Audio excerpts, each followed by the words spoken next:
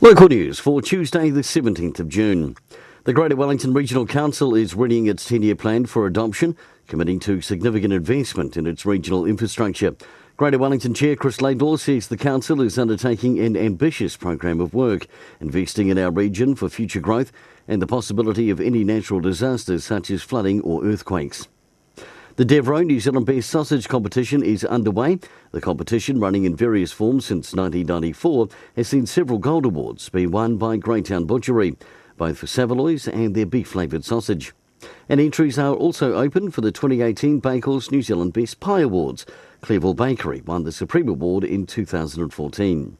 And in sport and football, the Wairarapa United women drew 3-3 at the weekends with Wellington, and the men drew 2-2 with Stopout.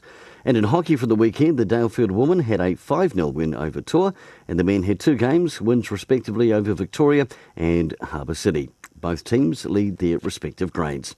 For local news and sport, I'm Brent Gare.